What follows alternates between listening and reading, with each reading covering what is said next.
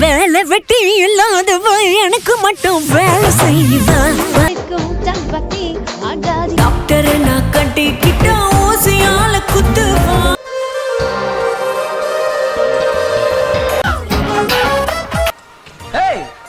இவன் யாரா?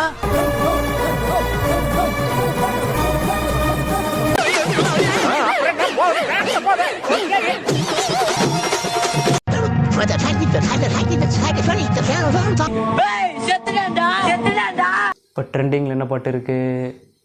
இந்த பாட்டு பிரபுதேவா. பிரபுதேவா பாட்டுனால டான்ஸ் ஆட சூப்பராக இருக்கும். இந்த பாட்டை வைக்கலாம். டாக்டர் நான் கட்டிக்கிட்ட ஊசியால குத்துவா. டாக்டரை கட்டிக்கிட்டா ஊசியால குத்துவாங்க.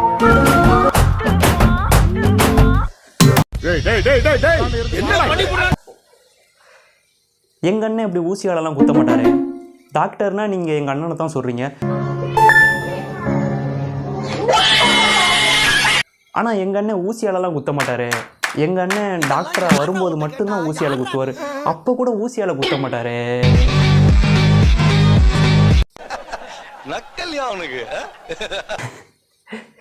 இல்லைங்க, இவங்க டாக்டர்னு சொன்னோன்னா யாவும் எல்லாருக்கும் டாக்டர்னு சொன்னா யாவும் வரும். யாரா டாக்டர்னு சொன்னா யாரா ஞாபகம் வரும்? உங்க தலைவன் தான் டாக்டர்னு சொன்னா ஞாபகம் வரும். ஒரு வேலை வெட்டி இல்லாதவ எனக்கு மட்டும் வேலை செய்வா. முதல்ல சந்தேகப்பட்டேன், இப்ப முடிவே பண்ணிட்டேன். இது ஒரு விழிப்புணர்வு பாட்டு.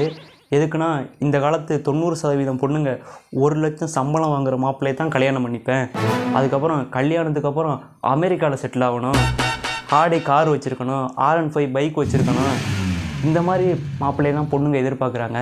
அதனால் இது ஒரு விழிப்புணர்வு பாட்டாக இருக்கட்டும். நல்ல பாட்டு தான், நல்லா இருக்குது. ஆனால் டபுள் மீனிங் ஆட் பண்ணாமல் இருந்தீங்கன்னா நல்லாயிருக்கும்.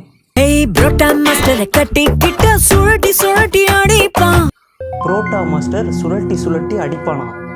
என்னது, எனக்கு ஒன்றுமே புரியலையே. புரியாமல் இருக்கிறதா நல்லது.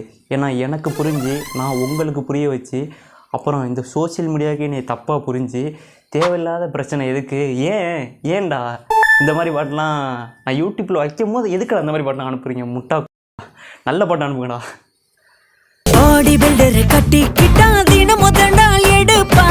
ஒரு காலத்தில் நம்ம தமிழ் பாட்டுலாம் கேட்டால் டான்ஸ் ஆட தோணும்.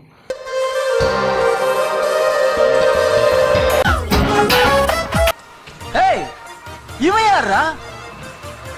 செம்ம கோவத்துல இருக்கேன்.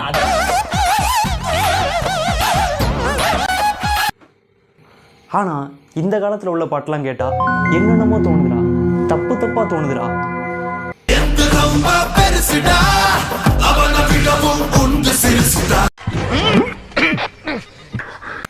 தமிழ் டப்பிங்கில் பாட்டு எழுத தெரிஞ்சா எழுதி பாடுங்கடா, இல்லாட்டி சும்மா இருங்கடா. வேற மொழி படம் வந்துச்சுன்னா நீங்கள் படத்தை மட்டும் டப் பண்ணால் போதும், பாட்டெல்லாம் டப் பண்ணி கிளிக்க வேண்டாம். ஏன்னா நீங்கள் பாட்டை எந்த அளவுக்கு டப் பண்ணி கிளிக்கிறீங்க அப்படின்னு நான் பார்த்துக்கிட்டு தானே இருக்கேன் கொஞ்ச நாளாக. பாட்டை தமிழ் டப்பிங் பண்ணுறன்ற பேரில் இளைஞர்கள் மனசில் தப்பான எண்ணத்தை விதைக்க வேண்டாம். ஏன்னா நீங்கள் டபுள் மீனிங்கில் பாட்டு எழுதுறீங்கடா. ஃபஸ்ட்லாம் ஒரு சீன் 2 சீன் டபுள் மீனிங்காக வைப்பீங்க. ஆனால் இப்போ ஒரு பாட்டே டபுள் மீனிங்காக இருக்குடா. பாட்டில் டபுள் மீனிங் இல்லை, டபுள் மீனிங்கில் தான் பாட்டே இருக்குது. ஒக்கால ஒளிகளா என்னடா கேட்க மாட்டேன்னு நினச்சிங்களா? நான் இப்போ வைப்பில் இருக்கேன். டான்ஸ்னாலே அண்ணன் அல்லு அர்ஜுன் தான். போடு இந்த டான்ஸர் புஷ்பா 2ல். ரெடியா? ஒரு வாட்டி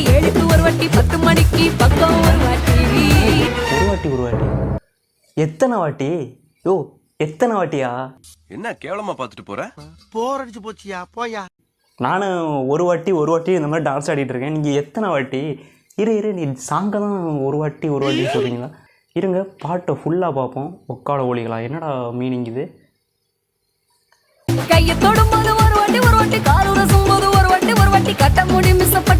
ஏன்டா டேய், இதெல்லாம் ரேஷ்மிகா ஃபேன்ஸ் பார்த்தாங்கன்னா என்னடா நினைப்பாங்க?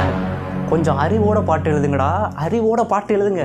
அண்ணன் சொல்கிறேன்ல, அறிவோட பாட்டு எழுதுங்கடா. டேய், நான் பாட்டு போட்டு ஜாலியாக டான்ஸ் ஆடி சந்தோஷமாக இருக்கலாம் அப்படின்னு பாட்டு போட்டேன்டா. ஆனால் ஏன்டா நீங்களே இப்படி பண்ணுறீங்க? குடும்பங்கள் கொண்டாடக்கூடிய சேனல் நீங்களே இப்படி பண்ணலாமாடா? ஏன்டா எதுக்கு இப்படி பண்ணுற? டேய், இப்போ நீ சப்பே ஆயிட்டடா. அப்ப என்னடா சவுண்ட் ஆன் விடுற? தமிழ் டப்பிங் தான் இப்படி எழுதியிருக்காங்களா இல்லை தெலுங்குலேயே இதே லைன் தானா அப்படின்னு பார்த்துட்டு வந்துடலாம். ஓசாரி ஓசாரிக்கு என்ன மீனிங்கு கூகுளில் போட்டு பார்த்துருவோம். ஓசாரி ஒரு முறை. சாரிங்க. ஓஹோ நீ வேணும்னா தொட்டுக்கிடுவா, வேண்டான தொடமாட்ட இடல. கல்யாண வாழ்க்கையில் இதெல்லாம் சகஜம் தானே. ஒரு வாட்டி மறுவாட்டி ஒரு வாட்டி ஒரு வாட்டி ஏதாவது ஒன்று சொல்லிட்டே இருக்காங்க. நான் என்ன சார் பாவம் பண்ணேன், என்னால் இருக்க முடியல.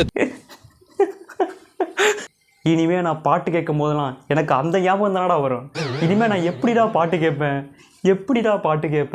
காதலில் தான் பாட்டு கேட்பேன் அப்படின்னு இந்த மொக்க ஜோக்கெலாம் வந்து கமெண்டில் போட்டிங்க, செஞ்சிருவேண்டா.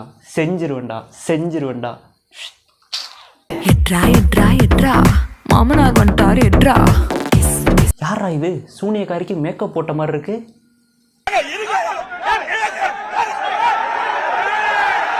நான் கூட எதையோ தப்பாக புரிஞ்சுக்கிட்டேன். மாமனார் வந்துட்டாரு எட்ரா அந்த ஒரு விஷயத்த.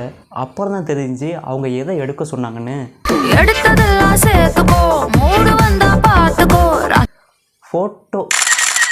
ஃபோட்டோவை தான் எடுக்க சொல்லியிருக்காங்க அந்த சூனியக்காரி. அச்சோ, ஸ்ரீலீலாவை திட்டினா ஸ்ரீலீலா ஃபேன்ஸ்லாம் சண்டைக்கு வருவாங்க. அதுக்காண்டி நம்மளும் ஸ்ரீலீலா ஃபேன்ஸ்னே சொல்லிடலாம். எதுலேருந்து தெரியுமா நானும் ஸ்ரீலீலா ஃபேனு?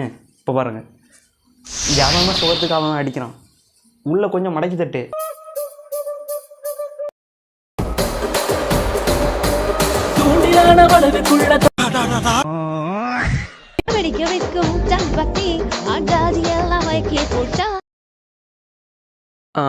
உள்ள கொஞ்சம் மடக்கியடி.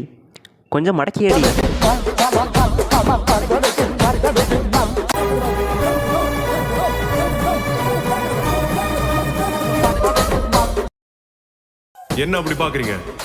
அவன் சோகத்துக்கு அவன் தான் லிரிக் ரைட்டர். எழுதுங்க, மடிச்சு போட்டுருங்க.